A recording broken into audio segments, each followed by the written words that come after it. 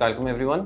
अभी finance minister Miftah Ismail ने अपनी बजट स्पीच कंप्लीट की है, जिसमें थोड़े से ऑप्टिमिस्टिक टारगेट्स रेस किए हैं, लेकिन बजट इतना ड्रेडेड नहीं था जितना हम एक्सपेक्ट कर रहे थे।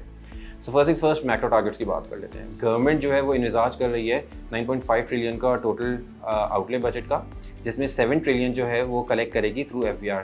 वी थिंक ये जो नंबर है थोड़ा सा ऑप्टिमिस्टिक है, पर्टिकुलरली गिवन कि हम लोग एक इंड्यूस्ड स्लो डाउन में जा रहे हैं, इम्पोर्ट स्टेज में तो और ज़्यादा स्लो डाउन कर रहे हैं, तो टैक्स कलेक्शन के numbers will be difficult to achieve.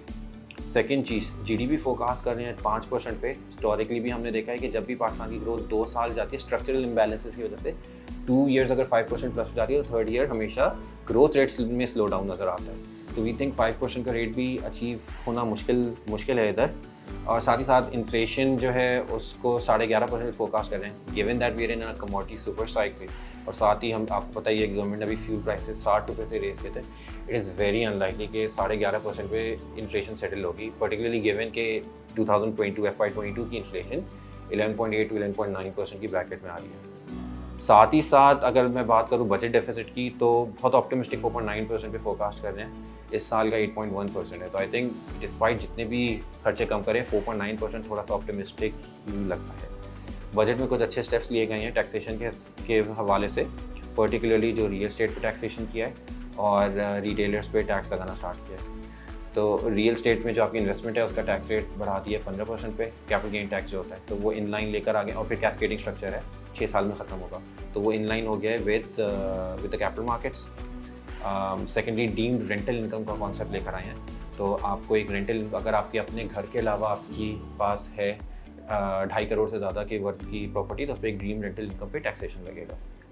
Retailers पे गवर्नमेंट ने ये किया है कि बिटवीन 2000 एंड 10,000 का फिक्स्ड अमाउंट का उन पे उनके इलेक्ट्रिसिटी बिल्स के अंदर टैक्स आएगा। तो जो टैक्स नहीं पे करते और हमें पता है इधर काफ़ी इशू रहता है, तो उसके लिए ऑब्वियसली काफ़ी बेहतरी हो जाएगी।